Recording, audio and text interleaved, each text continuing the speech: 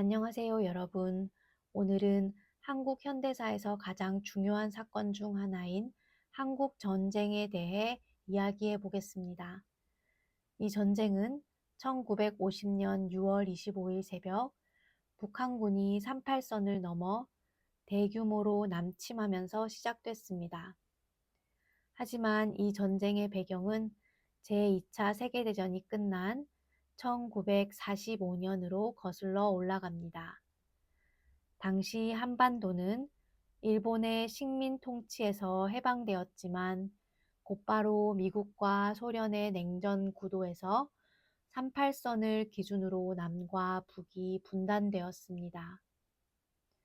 1948년에는 남한의 대한민국 정부가 북한의 조선민주주의 인민공화국 정부가 각각 수립되었고 두 정권은 서로를 정통 정부로 인정하지 않은 채 적대적 관계를 유지했습니다.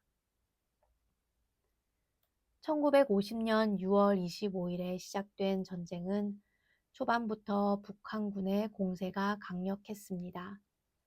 전쟁 발발 직후 북한군은 서울을 점령했고 남한군은 낙동강 전선까지 후퇴하며 위기를 맞이했습니다. 그러나 같은 해 9월 15일 유엔군이 주도한 인천 상륙 작전이 성공하며 전세가 역전되었습니다. 이 작전은 북한군의 보급로를 차단하며 남한군과 유엔군이 반격을 시작할 수 있는 계기를 마련했습니다.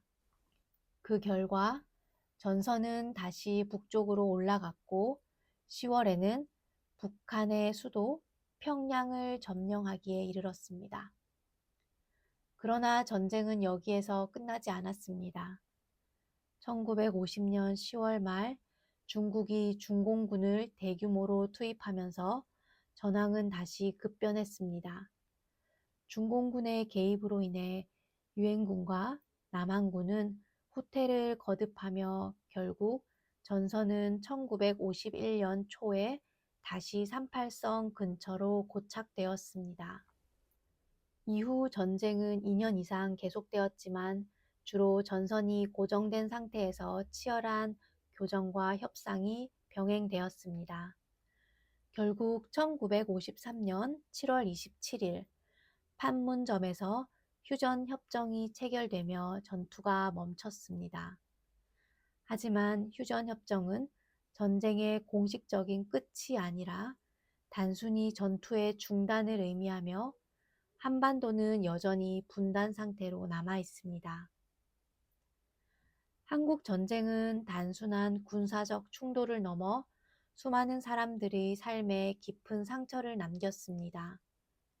그 중에서도 가장 큰 아픔은 이산가족 문제였습니다.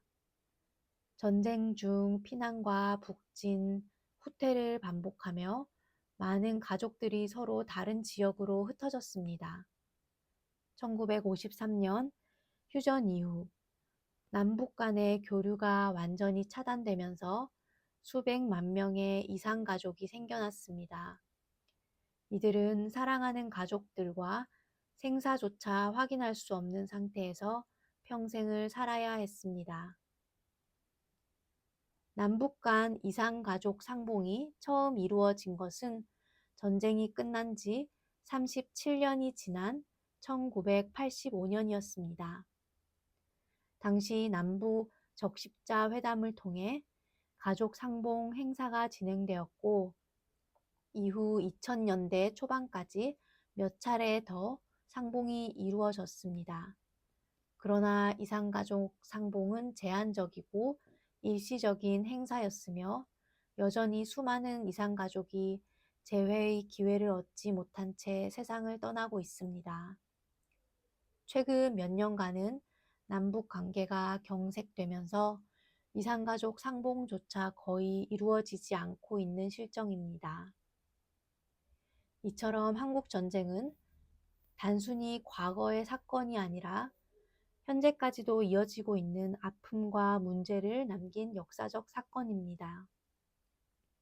전쟁으로 인해 수백만 명이 희생되었고 한반도는 폐허가 되었으며 이산가족과 같은 비극이 발생했습니다. 이 전쟁의 상처는 한반도뿐만 아니라 국제사회에도 깊은 영향을 미쳤으며 지금까지도 평화와 통일에 대한 중요한 과제로 남아 있습니다. 여러분이 오늘 이야기를 통해 한국 전쟁과 그로 인한 이산가족 문제를 더 깊이 이해할 수 있기를 바랍니다. 감사합니다.